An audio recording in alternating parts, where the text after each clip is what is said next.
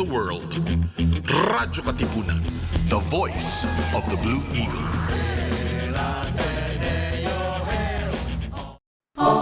Rejoice, refresh, renew, and reflect. Join us for an hour of music that uplifts the soul. Listen to your favorite Jesuit music ministry artists. This is JMM Radio. JMM Radio. Get your day's dose of inspirational music. Tune in to JMM Radio every Wednesday from 1 to 2 p.m. Only here on radyo-katipunan 87.9 FM. Radyo, radyo, radyo, radyo, radyo, radyo, radyo, katipunan. Radyo, katipunan. Radyo, katipunan. Radyo, radyo, radyo, katipunan. Radyo, katipunan. Voice of the Blue Eagle, kami di mapipigil sa pagbabalitang tumpak at tama. Buhay Atenista, sa loob sa labas ng eskwela, ating ibibida lahat ng pera. Radyo, radyo, radyo, katipunan. Radyo, radyo, radyo, katipunan. Radyo, katipunan.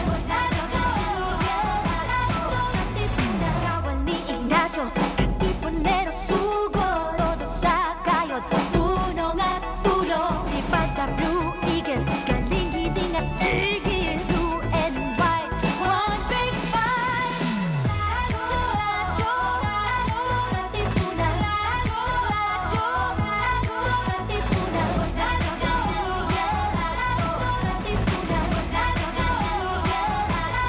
katipunan. Radyo, katipunan. Radyo, katipunan.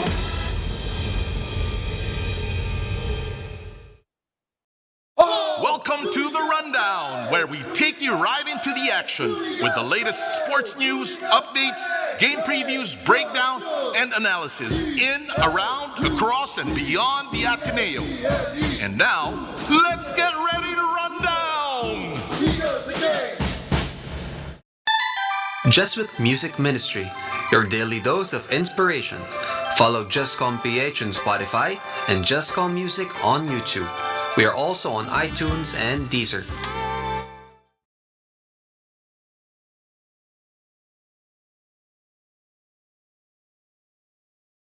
The voice of the Blue Eagle, Radyo-Katipunan 87.9. Radyo, radyo, radyo, radyo, radyo, radyo, radyo, katipunan. Radyo, katipunan.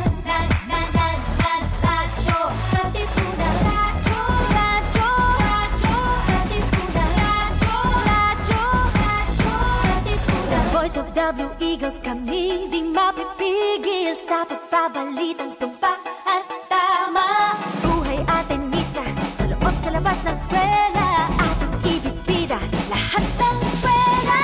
Radyo, radyo, radyo, katipunan. Radyo, radyo, radyo, katipunan. Radyo, katipunan. Katipunan. Kawal ni Ignacio, katipunero sugo, todo sa kayod, tulong at tulong. Lipad na Blue Eagle, galing giting at tigil, blue and white, one big fight.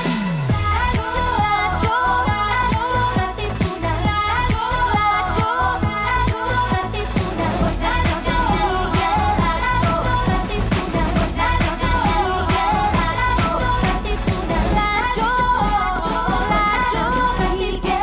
Radyo, katipunan. Baka naman pwede. Baka naman pwede? Baka naman pwede. Mga isyung napapanahon ating pag-usapan. Baka naman pwede. Gamit ang mga pananaw mula sa iba't ibang kalinangan. Baka naman pwede. Mula sa Institute of Philippine Culture, kami inyong samahan, tayo'y maghuntahan. Dito lang sa Baka naman pwede. Tuwing Huwebes, alas 3 ng hapon, dito lang sa Radyo-Katipunan 87.9 FM.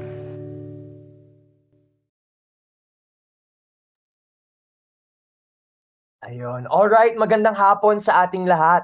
Nakikinig kayo ngayon sa Baka Naman Pwede, isang programa ng Institute of Philippine Culture, IPC, at ng radyo-katipunan na naglalayong pagnilayan ang mga napapanahong issue gamit ang lente ng agham panlipunan o social sciences. Nais din nating mapagkwentuhan ang mga bagay na baka naman pwede nating tingnan muli, pag-ukulan ng pansin at aksyonan. Ako si Ivan Paguntalan, isang senior student mula sa Development Studies Program ng Ateneo de Manila University at kasalukuyang intern sa Institute of Philippine Culture. Noong nakaraang Lunes, idinaos ang unang State of the Nation Address o SONA ni President Ferdinand Bongbong Marcos Jr. A few of the biggest promises he laid out in his State of the Nation address are among the following, mostly about the economy. So when it comes to agriculture, it's to raise the production of agricultural products by strengthening the country's value chain from the farmers to the consumers. When it comes to the infrastructure of the Philippines, to further develop Duterte's Build, Build, Build program. When it comes to OFWs, to rely on the newly created Department of Migrant Workers to ensure the welfare of Filipinos abroad. And when it comes to, kumbaga, quote-unquote, hard economics, no, is to transform the Philippines into an investment country, and of which he laid very technical economic jargon, so to speak, about the projections for the country's economy. So, ngayong hapon, makakasama natin sina Sir Francis Caiga at Sir Matthew Flores ng the Ateneo Assembly para pag-usapan pa mismo ang mga issue sa SONA 2022. Ang episode na ito ay hatid sa inyo ng IPC at ng ating co-presenter, the Ateneo Assembly. Katangi-tangi ito sapagkat itong unang beses na magkakaroon ng IPC-BNP ng partner. So, mga manunood natin sa Facebook, maaari kayo makisali sa aming kwentuhan. Feel free to give us comments and questions and we will read them later during the Q&A portion. So, now allow me to introduce our first guest for this episode. Mr. Francis Caiga is the Executive Director for Politicization of the Ateneo Assembly, the official student organization of the Political Science Department of the Ateneo de Manila University, which aims to promote critical thinking and participation on Philippine issues within and beyond the loyal schools community. So, everyone, let's give a warm virtual welcome to Sir Francis Caiga. Welcome to Baka Naman Pwede, Francis. Kamusta? Hello Ivan, magandang hapon din sa lahat, lalo na sa'yo.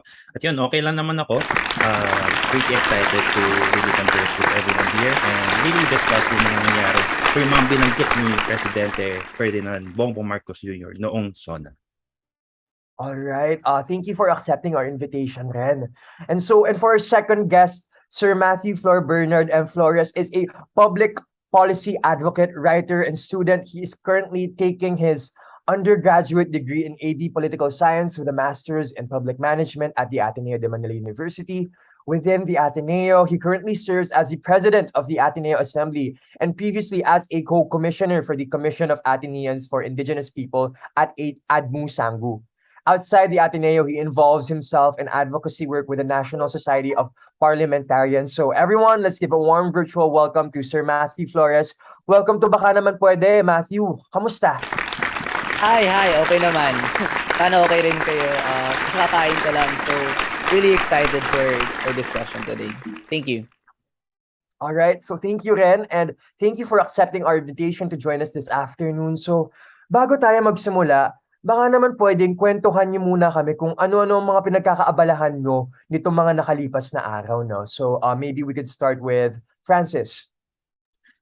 Siguro yun, no? So sa mga nakarang araw, medyo nagpaplano lang tungkol sa SONA. May ginagawa kaming mga analysis tungkol sa SONA na yung nagdaang SONA noong Monday sa Ateneo Assembly. So ayun, medyo pinoproseso namin at gumagawa kami ng mga primer para maibahagi doon sa aming target audiences, doon sa aming mga followers, lalo na para mas lalong maintindihan kung ano yung siguro mga binanggit talaga ni Presidente Marcos na siguro para sa marami medyo nakakabilib. Pero kung hihimayin pa natin, may mga bagay na siguro kulang kung titignan pa natin ng lubos. So ayun lang naman.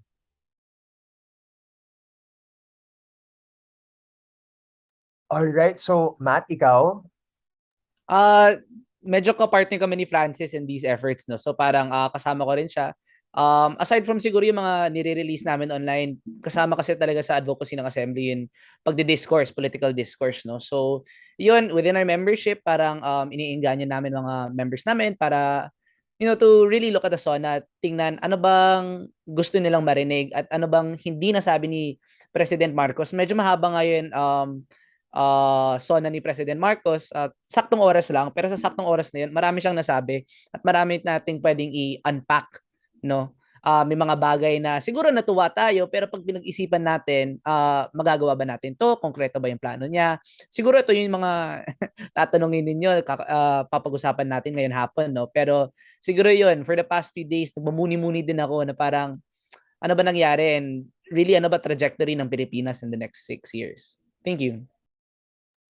Alright, so since nabanggit nyo nga yung tungkol sa kamakailang SONA ni Pangulong Marcos Jr., siguro pwede na tayong dumako sa ating topic ngayong hapon. So, ano na Pilipinas? Isang talakayan ukol sa SONA 2022, most especially mga isyong pang-ekonomiya, lalo't na sa konteksto ng inflation, migrant labor, at iba pa. So, isasama rin natin ang mga isyong hindi tinalakay ng SONA, no? So, first and foremost, general questions muna. So, what issues were you expecting Marcos Jr. to tackle for his first SONA?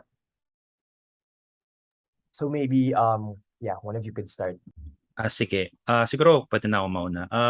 Siguro para sa akin bilang siguro isang estudyante na medyo may hilig sa ekonomiya at pagtalakay ng mga numero lalo na ng bansa, I was expecting a lot about like a lot of discussion on the economy. So medyo nag-deliver naman talaga si Presidente Marcos noon, lalo na't inuna niya doon sa unang bahagi ng kanyang speech yung mga targets ng administration niya, na formulate ito ng DBCC, nung economic team niya mismo. At ayun, medyo maganda naman talaga yung mga targets at medyo at the same time medyo very medyo parang medyo magdududa ka ng konti kung kakayanin ba natin, lalo na middle income status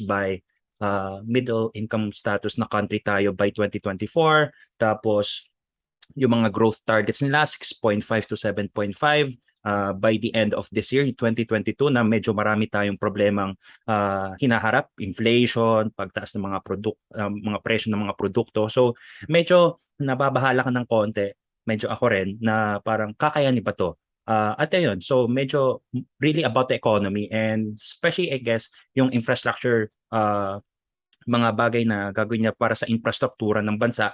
So medyo sinabi niya na parang itutuloy niya lahat ng mga yung plano ni President Duterte, yung Build program, gagawin niyang build back more or something like that, yung ganung plano niya. And then ipagpapatuloy niya yon at gagawa siya ng mga big infrastructure projects, especially through PPP, so public-private partnerships. Pero yun nga, big infrastructure projects, pero paano naman yung mga bagay na makakatulong lalo na sa commuter? Paano yung mga bicycle lanes? Paano yung mga pedestrian lanes? Lalo na sa mga metropolis, lalo na sa Metro Manila. Yung mga ganong issue sa management ng MRT, LRT, ito yung mga hinaharap ng mga commuter sa araw-araw, ng mga worker. Pero bakit hindi masyadong naitala kayo more on the big infrastructure project? So yung dalawang bagay na yun yung medyo inasahan kung i-discuss niya. Na-discuss niya naman, pero kulang para sa akin. So ayun lang naman. Sige, para mag-continue lang din kay Francis, no? Ako kasi pag nanonood ng SONA, I always say na a good measure of yung success ng SONA is to compare it to the previous SONA. Lalo ngayon, different administration, pwede natin i-compare to the previous administrations. Ang SONA kasi, usually it's an opportunity para i-present ng presidente kung sino siya. Syempre part nun yung plano niya. Pero a big part of that is also, sino ka ba sa president? Administration ni Pinoy was very different from administration ni Duterte. And ngayon, ang taong bayan, hinihintay, ano ba tong administrasyon ni Marcos? Yun nga, parang going into the SONA, naisip ko, there's so much to expect, but also nothing at all. In the sense na parang so much to expect na parang, hello, ilang buwan ka nag-campaign, pero hindi malinaw kung ano ba yung trusts mo. So, ini-expect natin marinig, ano ba talaga plano mo? But at the same time, also nothing at all.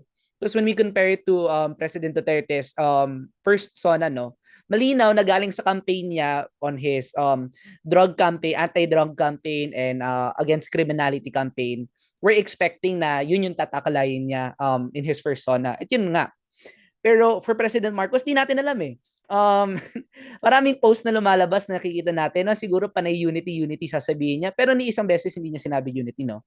Tumalon siya diretso sa plans niya. And I think that's a double-edged sword din siguro, no? Kasi parang sabihin natin, okay, at least direct to the point, si President Marcos, dumiretso talaga siya sa, okay, ito yung taxation natin, ito na yung infrastructure plan natin. But at the same time, ang taong bayan hinihintay din kung ano yung thrust, ano yung overall point ni President Marcos sa pagtakbo niya, no? For President Pinoy, it was very clear. For President Duterte, very recent history, he wants to end drugs, he wants to do this criminality. What kind of president will President Marcos be? Yun, no, parang overall his entire plans, may mga plano talaga, presidente siya, dapat may plano siya. Pero yung gusto natin makita, or at least ako gusto kong ini-expect sa SONA niya, gusto ko makita kung paano to natatahi, no? Especially since he is Ferdinand Marcos' son, the late dictator nga, sinasabi natin, that man very had a clear vision of the country, whether you like it or not, no? But President Marcos, his son now today, fails to match up to that. Ano ba vision ni Marcos para sa country na to? Siguro there are very specific plans, but in the entire scheme of things, in the grand scheme of things, ano ba tong Philippine na nai-imagine niya? Kasi campaign hindi ko nakita. Sa SONA, sana makita. This was his platform. So yun, sana nakita yun in this campaign, in this SONA, no? And yun, parang hindi ko talaga nakita at all. Alright, thank you, Don. Siguro, sabi nga, marami nga mga nagko-comment no, on how medyo nalito nga yung mga taong bayan sa kung ano ba talaga yung gusto ni Marcos na mismong how when it comes to his campaign, most especially, no, it was very broad, it was very vague, and so a lot of people were expecting na baka siguro magsisimula yung SONA niya talking about unity, pero as we saw nga, hindi naman nangyari yun. He mostly started out talking about the economy, no? And his plans na kaagad-agad. So, siguro, let's start with that na rin, no? So, Francis, you mentioned a bit of like yung mga economic plans ni Marcos. So, in his State of the Nation address, Marcos Jr. speaks about wanting to implement the agenda of making the Philippines an investment country. So, any thoughts on that? And, yeah. Siguro ayun, investment country. So meaning nun, medyo yung pinaka na-export natin sa bansang Pilipinas, so ating bansa is really yung OFWs natin. So overseas Filipino workers. So ito, syempre alam natin na yung OFWs, medyo iba-iba yung mga uri ng OFWs, yung mga permanent na nasa abroad na, or yung mga minsan may contractual setup na nagwo-work sila paminsan-minsan abroad, seafarers, domestic workers, and whatnot. So parang gustong gawin ni Presidente Marcos, lalo na sa siguro for the first year perhaps, lalo na sa tulong ng Department of Migrant Workers is ayun, i-capacitate, tulungan ang mga OFWs siguro para ayun, pumunta sa ibang bansa, and in return may remittance sila. Yung mga remittances na ito napakahalaga para sa ating bansa, lalo na may malaking contribution ito sa national budget natin, lalo na sa economic things and the overall dynamic ng ekonomiya natin. Pero siguro yung nakakabahala doon, I guess, in making the country an investment country in that sense of like creating OFWs to have them work abroad, is that medyo nakakalimutan natin yung esensya ng ating bansa na to have Filipino workers working for our own country. And ayun nga, siguro okay naman na may mga tao na mag-work outside of the country, lalo na I guess may better opportunities. But then if we really push for that, paano naman tayo? Paano naman yung mga bagay na kailangan natin? Paano naman siguro, especially in the science and technology sector, maraming scientists na umaalis ng bansa kasi nagiging ganun yung setup na parang pinapag-aral sila dito, tapos alis sila, tapos doon na sila maninirahan, tapos if ever, babalik sila for a year and whatnot, pero tuluyan na silang aalis. So, ayun, investment country, okay in a sense, especially in the OFW side, pero kailangan nating alalahanin or let us remember the essence of a country, to have people working for each other, for for the country itself. And then I guess another layer doon sa investment country niya. I guess ayun, a country wherein foreign companies, foreign entities can come here and invest, especially in the special economic zones. Marami tayo niyan, SBMA, so sa Subic, sa Clark, even sa down south. So marami tayong mga lugar na ganito, and okay naman talaga na I guess i-improve pa yung mga lugar na ganito, at dahil may potential talaga para for more economic gains, more employment, more jobs, and whatnot. And I think a lot of companies would be benefiting from that. Pero kailangan din natin alalahanin na let us also be concerned about our local businesses, our own MSMEs. We have to remember na hindi lang puro tayo nakadepende o dumidepende sa mga foreign companies, sa foreign entities. Kasi kung magiging ganito yung setup natin, parang nakakalimutan natin yung pagka-Pilipino natin, yung sarili nating fellow Filipinos.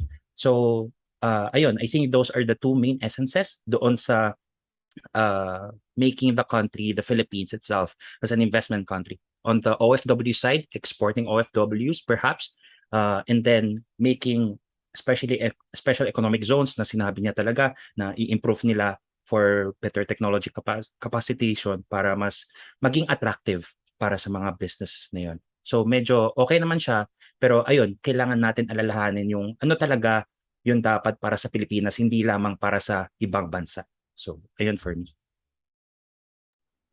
Siguro to build off, okay lang, yeah. Siguro to build off na lang with Francis, no, very comprehensive na sabi niya, but siguro to tie it also with 3 points, no. Number 1 sa investment nga, sinabi ni Francis, nabanggit din, pumapasok yung company sa Pilipinas. Ito yung idea natin ng investment. Pero pag napag-isipan natin, yes, siguro may employment, more people will get jobs, more pay, no. But when we think about profits, no, yung pera na na-generate from these businesses being in the Philippines, umiikot ba yung pera na yun sa Pilipinas?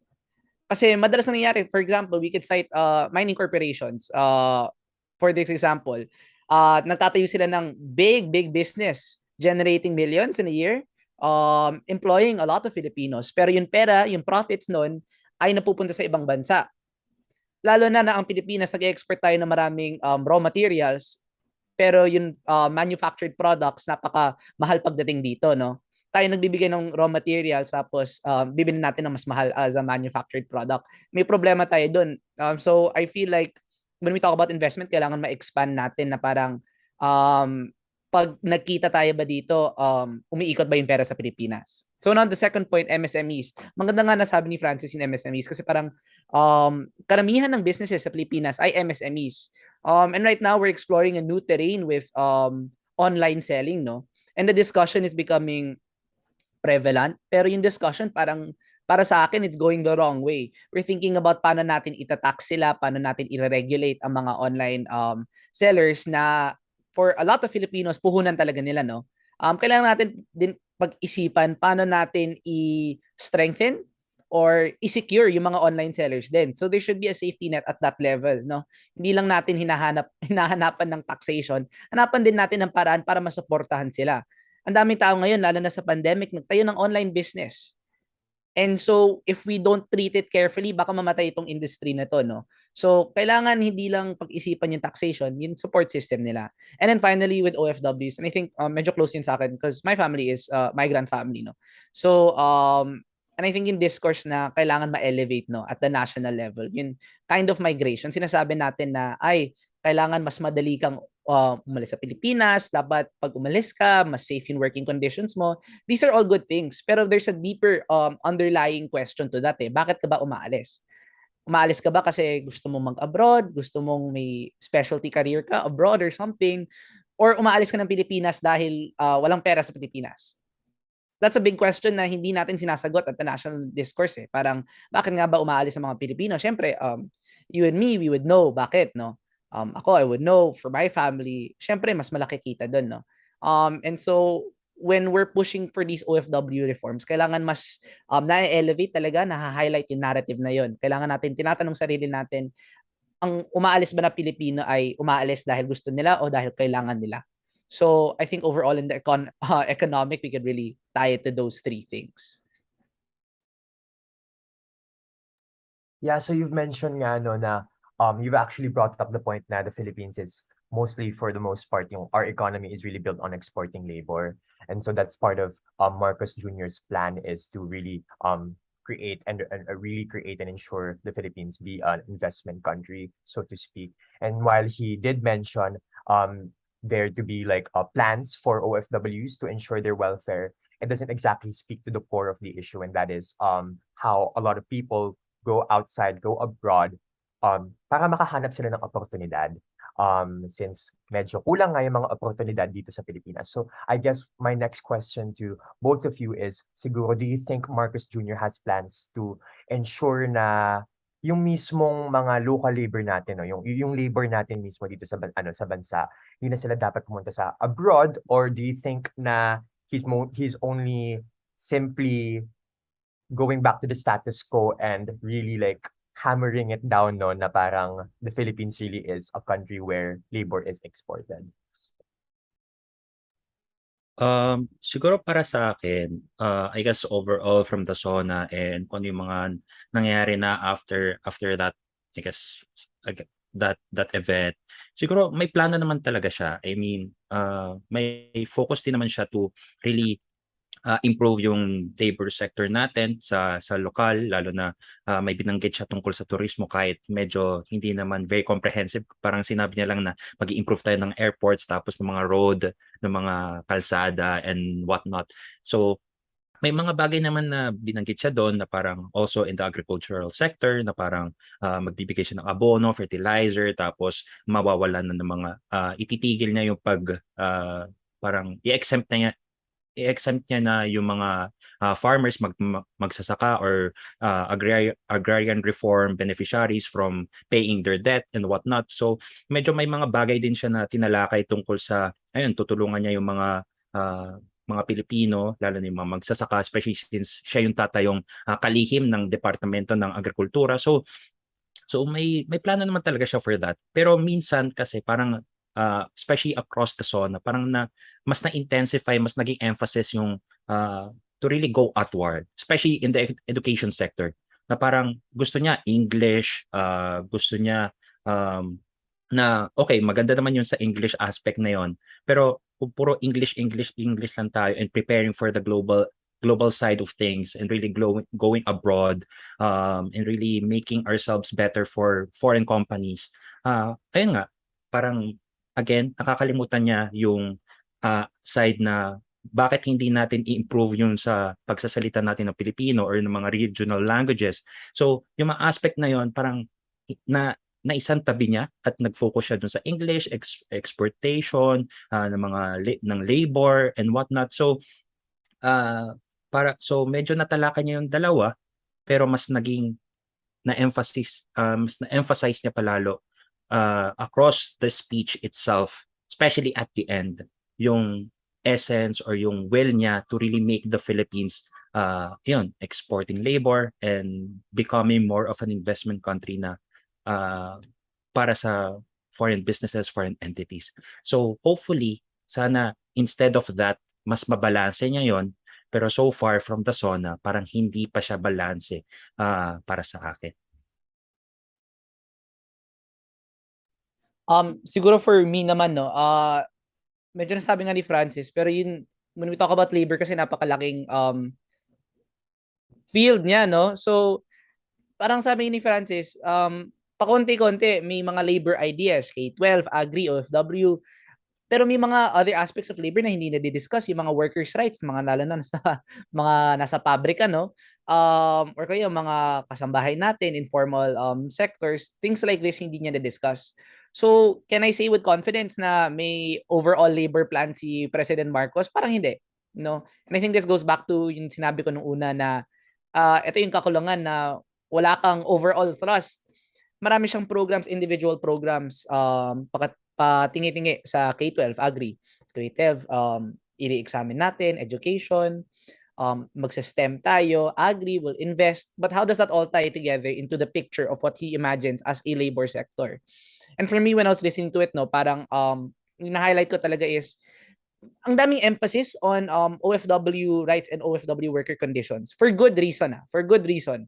Lalo na sa mga nagtatrabaho sa Saudi Arabia, sa Middle East, na nagiging biktima ng kafala system. Very relevant discussion yon. Pero relevant discussion for the longest time, yung mga conditions ng mga workers sa Pilipinas na hindi pa rin na-elevate. So kailangan ni President Marcos i-bridge yun, no? Yung idea niya for the working conditions of OFWs with comprehensive plan for the working conditions of the Filipinos here. National minimum wage is still at low, cannot compete with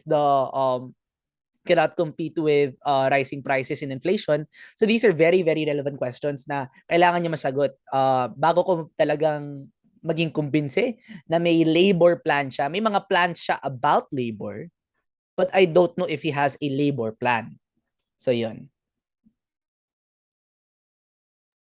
All right, so thank you for that. So you've both mentioned yung plans ni Marcos on education, strictly specifically talking about yung pag-focus niya nga sa STEM, yung mga ROTC, pati yung pag-focus niya sa English, no. So maybe we could reframe our conversation about yung mismong plans ni BBM about education sa Philippines. So any comments siguro dun sa mga planong pag-focus nga ni Marcos on dun sa mga STEM courses, no? He did say na we must do better on the international rankings, especially when it comes to the so-called STEM subjects, quote unquote, science, technology, engineering, and mathematics. And so any comments on that and how that affects the country and his economic plans na rin? And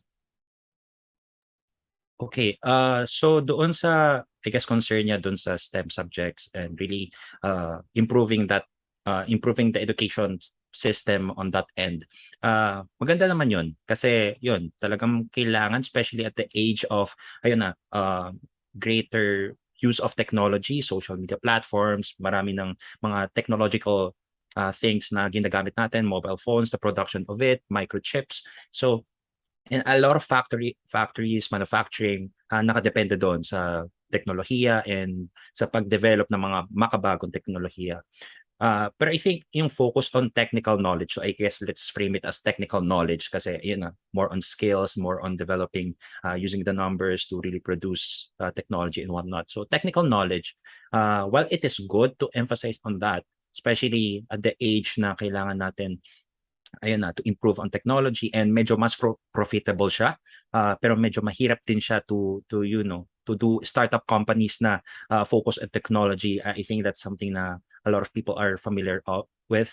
Pero it's good to focus on technical knowledge, but what about the other aspects of it? Of the education system. Bakit tayo magiging puro STEM subjects when in fact we can also balance it with social sciences and even history. I guess let's go to the contentious aspect of it. History, medyo na isang tabi niya and medyo hindi niya na parang sinabi niya na we have to move past. You have to move away from the past and really just go forward. I guess medyo ma-issue yon, especially since yung family niya hasn't recognized the past itself from our history books, not only from books but even from historians and whatnot. So above the discussion on improving technical knowledge, what about that more humane kind of knowledge na sa panahon ngayon sobrang kailangan natin? And I think that would help resolve yung issue natin with discipline, order, Filipino values na gusto nilang itugon, gusto nilang masolusyonan sa pag-implement again of ROTC. So gusto nila ng disiplina, order, peace through ROTC. Pero may ibang paraan naman upang magawa iyon. And even discipline, order, and peace is such a broad aspect. Such a broad topic to tackle, and ROTC might just be a very small fragment of it to do that, to really uplift yung ganong aspect natin sa ating bansa. So maybe we can focus as well on, I guess, social science subjects, I guess yung mga Humes, especially since medyo I guess from a lot of students, medyo sinasabi nila na, yung Humes na yan, medyo na isasantabi yan kasi STEM subjects, yan, favorite yan. Medyo mas emphasis doon. So, what if we balance both of these things? And then for the ROTC aspect, maybe we can help resolve yung gusto niyang issue na i-resolve through by pursuing and really capacitating yung social sciences field natin in the Philippines na sa panahon ngayon hindi siya pinapahalagaan masyado kasi ayun na nga, more on STEM, more on math, more on science na okay naman pero kailangan natin i-balance. I think it's all about balance. And I think right now, wala siyang balance, lalo na sa discussion nila about ROTC, STEM subjects, and whatnot. So, ayun lang, that's for me. So to build off Francis din, no, 2 points on the balancing act and the STEM act. On the balancing act, very short lang. I feel like may history tayo sa bansa, no, na kapag hindi gumagana isang bagay, papalitan na lang. So, for example, may mga problema ang current political system natin, presidential system natin, bicameral system natin. O sige, gawin natin federalism. Palitan natin, gawin natin parliamentary. Same thing for K-12. Hindi, masyadong matagal K-12, parang hindi na-achieve in purpose. Sige, palitan natin K-12. And I think the same thing is kind of happening with this ROTC discussion, no? Sa bagong educational system natin, meron tayong NSTP. And I really think that kind of system has promise. The goals of NSTP, community development, working with other people, that kind of social action, no? I feel like is what ROTC wants to achieve. So hindi ko naiintindihan kung bakit, well, naiintindihan ko, pero hindi ako natutuwa siguro na kinakailangan pa ibalik tong ROTC. Tinanggal na nga, babalik na natin. Hindi ba natin naisipan na i-improve natin what we already have, this NSTP system, which for a lot of young people, and I could say this with confidence as a young person, for a lot of us young people, this is like the better way to go or the way that that is more comfortable for a lot of Filipinos. Syempre may mga students pa rin na nagkakadets and very admirable to them, you know, but that kind of system exists. We should just offer it as an option, no? And work with what we have. Let's improve now what we have na NSTP program natin. Kung gusto natin mas stronger yung cadets, reservists natin, sige. Improve natin yung system na yun. Pero pag mag-impose na naman tayo na ay lahat kayo ROTC, mahirap talaga.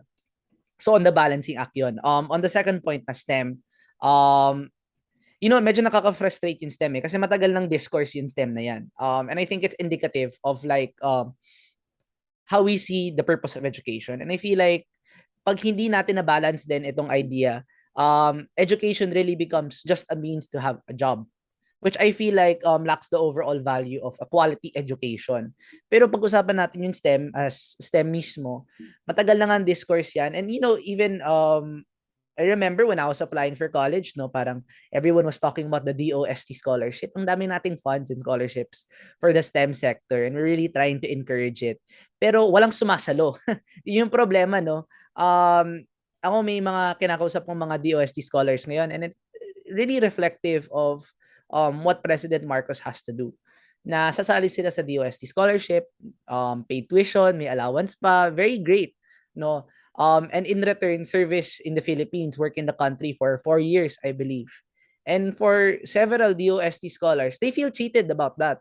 Bakit? No? Parang pag-isipan mo, pinondohan ka ng Pilipinas, why do you feel cheated pa? Because they're forcing them to stay in a country that does not provide the adequate investments in the actual industry that they're trained in.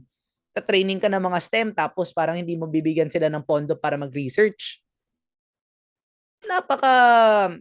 Nakakapagtaka, no? So, yun, mabuti naman na mention ni President Marcos yun, pursuing STEM. Expected na yun in this day of age, sabi ni Francis. Pero pag-usapan din natin, babalik din tayo sa labor, sasaluhin ba ng Pilipinas ang mga STEM graduates na to? Or aalis lang naman sila ng bansa, no? Contributing to a long time brain drain problem of the Philippines na I think kailangan din solusyonan ni President Marcos.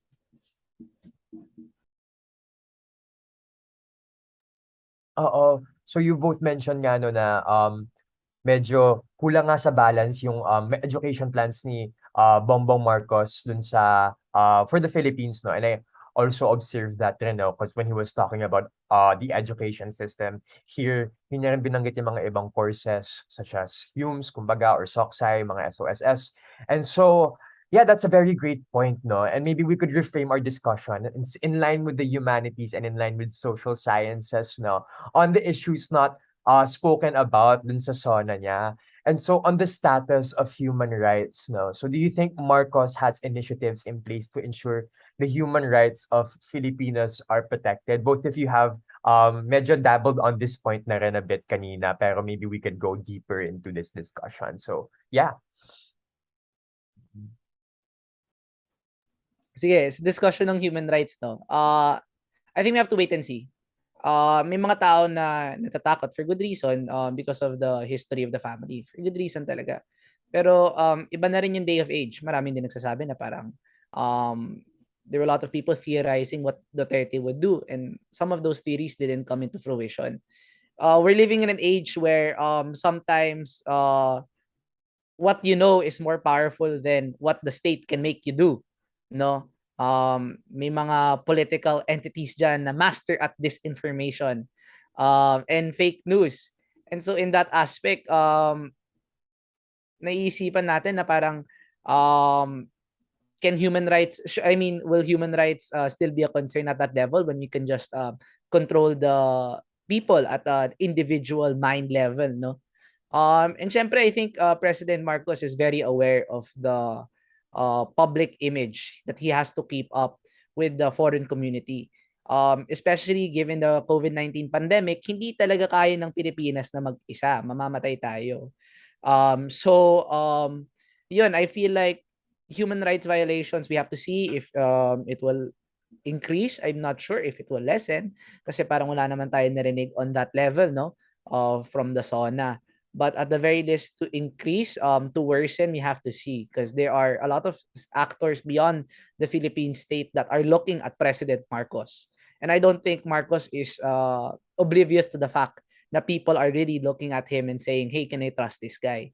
At so kung gagawa siya ng ganyan, or ipapalala niya yung sitwasyon, baka hindi din makakatulong sa administrasyon niya, no? Pero syempre, as a member of civil society and syempre as a student activist ourselves, we want that, no?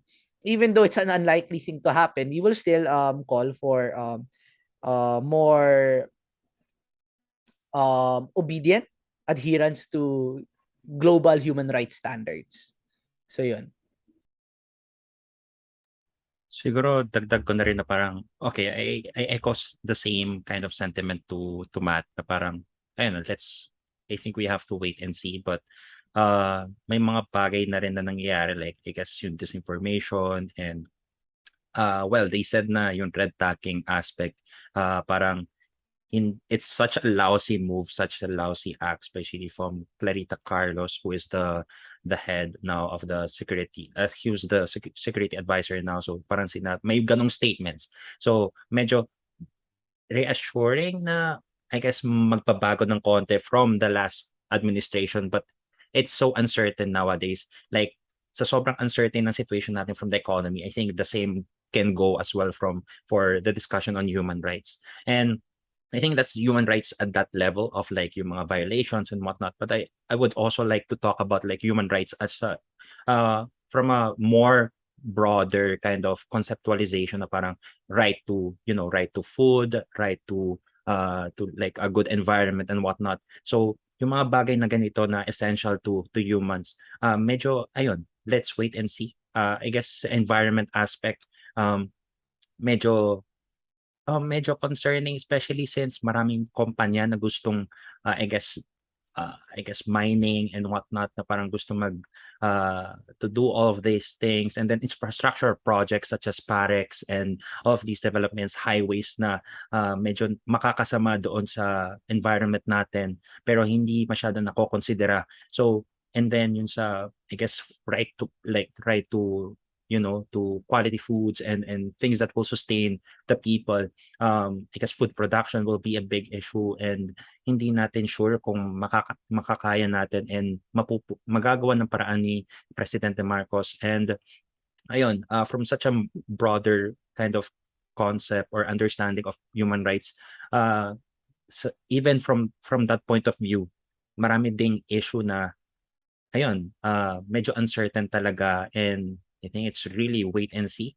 And hopefully none of the things that we mentioned, like human rights violations in terms like killings, especially socio-political activists and whatnot, or like more people becoming going into poverty. Hopefully those things are better rectified, because I don't think anyone in the Philippines, lalo I think wala naman pong may gusto na mas lalong malaking hirap ang madanas ng bawat isa sa ating bansa. So hopefully those things are pretty much avoided and resolved. If not, then hopefully we can seek accountability from them. So you've both mentioned no na medyo uncertain nga yung thrust o yung focus nito ni BBM about like yung sa human rights nga. But there are a bit of signs that maybe we can pinpoint na rin, no? Especially considering yung infrastructure efforts nga or infrastructure plans ni Marcos Jr. Of course, I'm referencing yung binanggit niya nga na pagko-continue nung project ni Duterte dun sa Build Build Build project nga. And we are aware nga of how a lot of these projects have been have been a bit damaging, have been damaging to a lot of marginalized sectors, especially that of the rights of indigenous peoples and the urban poor. So how do you think can Marcos Jr.'s ambitious plans on infrastructure affect the rights, the welfare of displaced sectors like indigenous peoples and the urban poor? So any thoughts on that? Sige. When I heard especially about build, no, I was also looking for that, ano ba ang gagawin ni Marcos about it? May re-evaluation ba? Ka-cancel niya? So nung sinabi niya ay itutuloy, wala daw natin tayo, wala daw ika-cancel, tutuloy natin lahat yan. Medyo nag-aalala ako, no? And speaking from a personal level, prior to being in Ateneo Assembly, I was also very active in other movements, no? And one of the movements that was really close to my heart was the Stop Kaliwa Dam movement, no? And this was a project under the Duterte administration that was very controversial, that highlighted environmental and indigenous people's rights concerns, no? And so ayun, and I think it's a good example of what is to come. Kahit sabihin natin that we want to, sige, hindi pinag-usapan ni President Marcos in human rights, pero pinag-usapan niya yung environment. Medyo nawawalang value yung mga pangako niya on the environmental sector kapag yung main premise niya ay itutuloy natin lahat ng infrastructure projects na yan. Kasi ang daming infrastructure projects na nakakasagasa ng mga environmental and indigenous people's concerns. So for example, itong Kaliwa Dam, 300 hectares of forest area is going to be affected in the Sierra Madre Mountain Range region. The Philippine eagle is a endangered species in the country, and its few resting places is in the Sierra Madre Mountain Range. The ecological damage in that sector will be immeasurable beyond our lifetime. The salinity levels in the rivers that will pass through what will become a dam will affect the fish, and not only the fish around it, but of course the animals that live on that fish. And of course, I think to highlight though, the indigenous people that live in that land for such a long time. So on these infrastructure projects, I feel like there is little change or little concern of President Marcos on these what he considers peripheral issues. But to my heart, it's really at the heart of infrastructure projects, no? Because at the end of the day, infrastructure projects are good so long as they benefit the people. And well, if the environment which the people live in is being harmed, and if indigenous people, actual human lives are being harmed, is this infrastructure project really beneficial for us at the long run? So, ayun, medyo ang daming pwede kong sabihin tungkol dyan, no? Because very close to my heart. But maybe Francis also has something to add. Infrastructure projects. So I think it was kind of expected na parang Bongbong Marcos would be discontinuity president na itutuloy niya lang yung mga proyekto ni President Duterte na, well, actually ang dami niyang backlog na infrastructure projects. So, and marami pang hindi nauumpisahan or medyo halfway pa lang. So maraming bagay na kailangan ipagpatuloy kasi or else sayang yung pera, or else parang sayang yun ng umpisahan, or maybe may mga kontrata na i-settle and kailangan lang i-push through.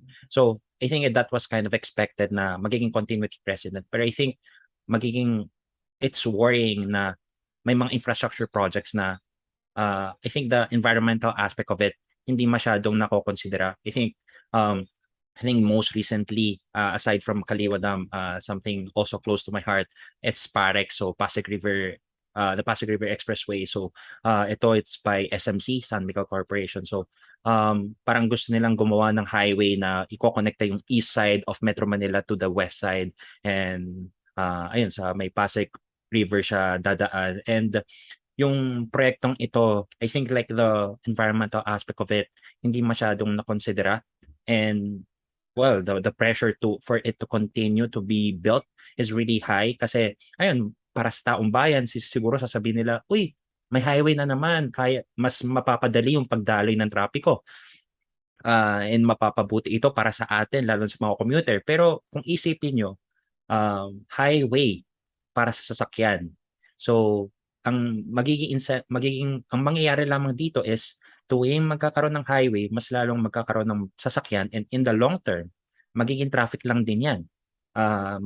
Nakita natin ito sa Metro Manila, bakit pa natin dadagdagan pa ng ganitong problema or ganitong balakid sa ating, I guess, already very complicated situation ng trapiko sa ating region, National Capital Region.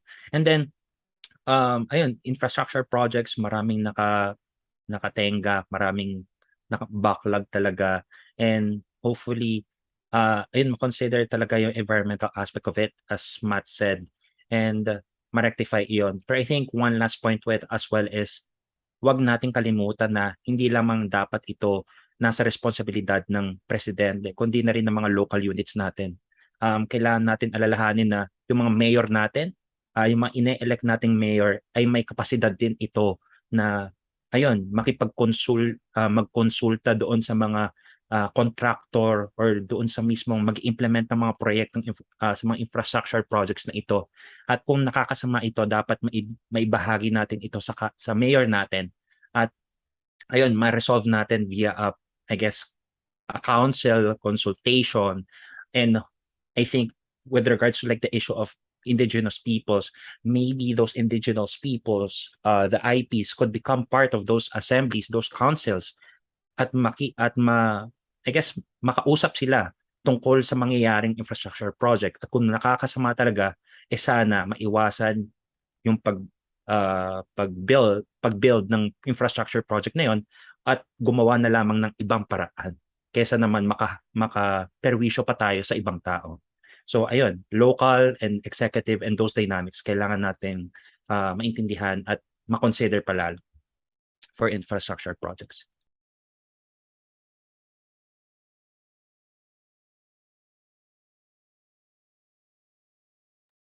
Ayun, all right. So I appreciate rin yung points niyo no about IPs because I also have had previous experience working with IPs no, and this is also an issue close to my heart.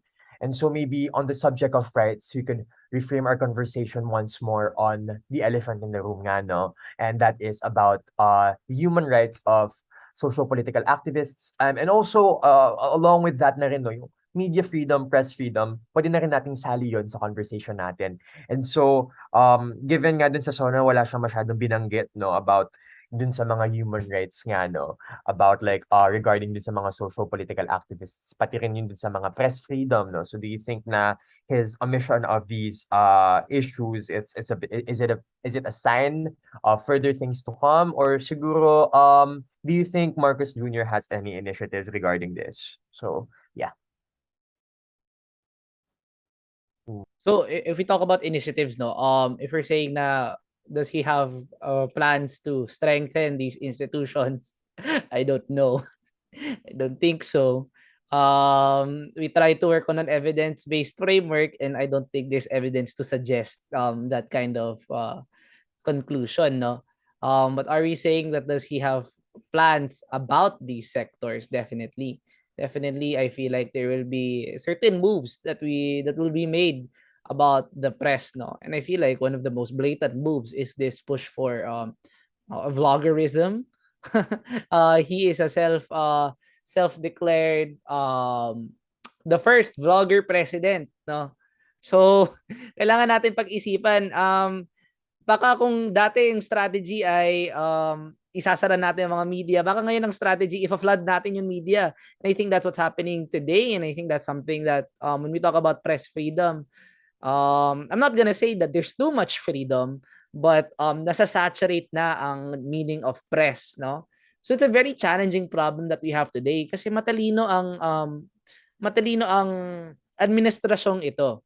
Matalino sila. At so kung focus tayo na parang isasara ba to, magkaka-ABS-CBN, susunod na ba ang I don't know, other news institutions? Hard to say, maybe Rapper, inaatake na ngayon. But most definitely what we have to be more careful of is the new players that are coming in, lalo na this new wave of vloggers, social media.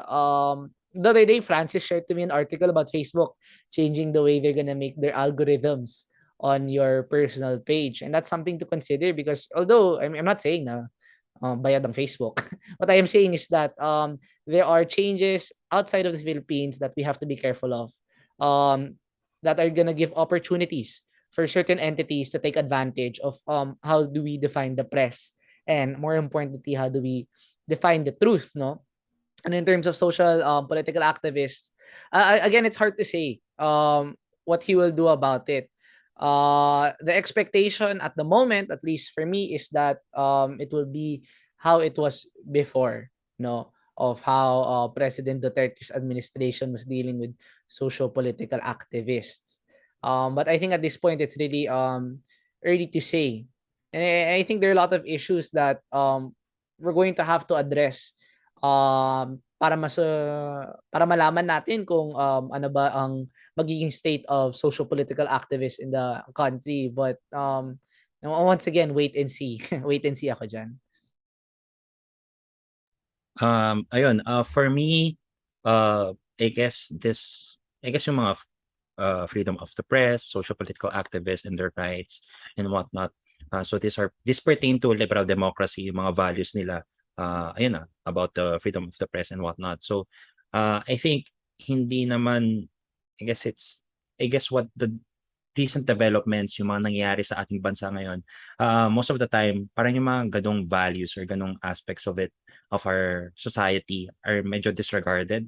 Parang minsan, ayun, mas priority talaga yung mga problemang yun nakaka-apekto sa ating, ayun, parang kapag nagugutom ka na, yun talaga yung pa-priority mo. And I guess those were the things that were more prioritized. But that doesn't mean that yung mga liberal democracy values na yun, yung freedom of the press, are not that valuable. They are valuable, and I think that's something na as a society we have to push forward further. And I think we have to kailangan natin iprotekta palalo yung mga taong ayun nagtataguyod ng mga ganitong institusyon sa ating bansa. Pero ayun nga, para kay Presidente Marcos, lalo na based on his SONA, I don't think he has any plans. I think pretty much maybe status quo, and with the power that he has amassed, like he has super majority in the Senate, and he has super majority even in the House of Representatives. So in both Congresses, in both chambers of Congress, may power talaga siya. Lahat ng mga politicians doon medyo suporta sa kanya. So ayun, there's so much power amassed that those things are pretty much controllable on his end. But ayun nga, parang wala siyang plano for them. Maybe status quo, I am not sure. Maybe may mangyaring, I don't know, but I cannot say for certain. But hopefully, sana respeto, pero I don't think nare-respeto yung mga ganong institusyon. Disinformation, as what Matt said, mas nasasaturate yung ating mga Facebook, social media platforms ng mga disinformation, fake news, and yung mga kapwa nating Pilipino, medyo nahihirapan sila i-discern kung ano ba yung fake news sa tama. And minsan, kung ano yung fake news, yun pa yung itataguyod nila at ipupush forward pa nila doon sa kanilang mga pages. So, really big concern. And that thing, it's hard to regulate kasi press freedom and regulation don't really mix well. Parang kapag nagkaroon ng regulation sa press freedom pa ba yun? So I think that's a really big issue, and I think that's something na hopefully could be talked about, pero parang hindi naman nauumpisahan yung ganong diskurso sa national level kasi ayun nga, parang wala silang plano for that. Pero ayun, we have to really be careful about our social media platforms kasi ayun, that's what Matt mentioned. I shared to him an article about like Meta or Facebook na parang babaguhin nila yung algorithm at gagawin nilang mas similar to TikTok. So I think recent evidence to that push is recently earning season ng US. So yung mga corporations sa US nag-send sila ng mga financial statements. So nakita doon na yung Facebook mas bumababa yung daily users nila. So mas na evidence na Facebook might have the thrust, might have the reason to do that kind of shift towards that kind of algorithm na mas similar to TikTok. And we know TikTok, there are so many articles on it na maraming disinformation on that. And it's such a big machine for disinformation. And it's really very concerning, and hopefully people will be concerned about that. Pero ayun, I don't think President Marcos has any plans for that overregulation or even changing the narrative. I think he will just pursue and push through whatever narrative he has so far. And lastly, social political activist, I think status quo, and I don't know, really hard to say kung ano yung gagawin niya doon sa aspect na yon, lalo na't wala nga siyang plano or wala siyang sinabi tungkol doon. So ayun, really can't say for sure. So that's in it for me. So maybe we could conclude our conversation, and thank you for all those points. And we could conclude our conversation by talking about what our own expectations or what our own hopes and interests for the administration would be. So once more again, maraming salamat Francis at Matthew sa ating co-presenter, the Ateneo Assembly, para sa ating naging malamang oh my God, wait. Para sa ating naging very insightful na talakaya ngayong hapon. And so maybe we could conclude our point bago tayo umalis. Sumungi muna tayo ng konting pabaon kay Francis at Matthew. So Francis at Matthew, baka meron kayong gustong sabihin sa mga newly elected at newly appointed officials ng ating pamahalaan, sa mga civil society orgs, gayon na din sa mga kapwa mong estudyante sa political science at iba pa mga social science majors. So simulan natin ang ating sagot sa baka naman pwede. So siguro for example lang muna, baka naman pwede ayusin ng administrasyon yung lahat ng mga isyung hinaharap ng ating bansa ngayon. Ganun po. So maybe we could start with Francis. Okay, so para sa akin, dalawang bagay sa baka naman pwede ko. So baka naman pwede, una, mas maging participatory ang way of governance ng ating bansa, lalo na sa mga lokal na pamahalaan, at sana mailahok nila yung mga tao at ang taong bayan para for those avenues, para mas maging maganda yung mga polisiya na kanilang gagawin para sa constituents nila. At sa pangalawang bahagi ng aking baka naman pwede, sana mas ma-improve natin ang public transportation system natin, lalo na para sa mga commuter at sa mga workers na sa araw-araw malaking hirap talaga ang dinadanas nila. Nakikita naman natin yon araw-araw na sobrang haba ng pila, MRT, LRT, kung anong transportation system man yan, lalo na sa Metro Manila. So sana solusyonan iyon at matugunan ng maayos. So ayun naman for me. Ang dami mo na mention na tao, no? But I think for everyone na minention mo, Ivan, isa lang naman yun, baka naman pwede, no? Baka naman pwede, wag tayong mawalan ng pag-asa, no? So siguro sa kabataan, fellow political scientists, lalo yung mga kapwa namin political scientists, sa mga panahon na ngayon, nawawalan ng pag-asa paminsan, no? Bakit hindi tumutugma yung inaaral ko sa school sa ang kikita ko sa gobyerno? Bakit hindi yun nangyayari kahit yun yung makakabuti? Nakakawala talaga ng pag-asa. Pero yun, sana wag silang mawalan ng pag-asa. Lalo na mga organizers natin na natatakot or nag-aalala, tama lang na mag-alala, pero wag tayong mawalan ng pag-asa kasi at the end of the day, hindi talaga kaya ng gobyerno ng ito itanggi ang taong bayan, no? Kailangan nila at the end of the day na makinig sa atin. So long as magsasalita tayo at tatapangan natin. So wag tayong mawalan ng pag-asa. And I think compared to last administration, this administration might be more willing to work with you. in our own weird way, no? So wag tayong mawala ng pag-asa na, to keep that conversation going with all sectors in society. But also to, kagaya ng sinabi mo, mga bagong halal na politiko, wag sana din sila mawala ng pag-asa na may kapangyarihan ang opisina nila baguhin ang estado ng politika sa Pilipinas. Sa tingin ko marami din ang mga politiko sa Pilipinas na siguro nagsaside with not the best people out of personal fear na kailangan ko i-safety ng ating pamilya, kailangan ko i-safety ng aking trabaho, ganyan.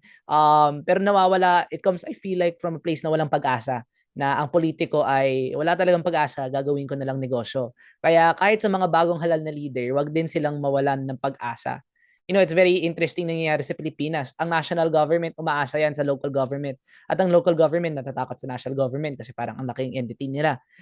Pero pag nirealize natin the separation and the unique roles that we all have to play, it gives opportunity for kindness and goodness to come out. And I genuinely believe that all people are capable of that. And at the end of the day, kailangan lang ay umasa tayo na gaganda ang kinabukasan kung aasahan natin yun, kung tatrabaho tayo para doon. So yan. Thank you. Alright, thank you. At dito nagtatapos ang Baka Naman Pwede. Maraming salamat muli, Francis, Matthew, at ang ating co-presenter, the Ateneo Assembly, para sa pagpapaunlak sa aming imbitasyon. Baka naman pwedeng i-like nyo rin ang Institute of Philippine Culture sa Facebook para sa iba pa naming announcement at events. Hanggang sa susunod, ako si Ivan Paguntalan ng Development Studies Program at IPC ng Ateneo de Manila University. Patuloy tayong mag-ingat at laging tandaan, kung may gustong maunawaan, baka naman pwede nating pag-usapan. Thank you. And thank you so much, Matt, Francis, and Ivan.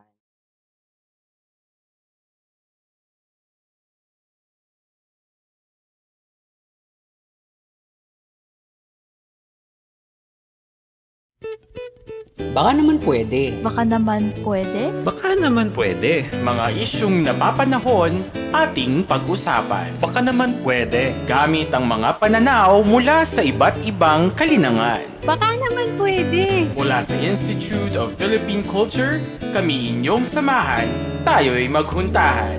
Dito lang sa Baka naman pwede. Tuwing Huwebes, alas 3 ng hapon, dito lang sa Radyo Katipunan 87.9 FM.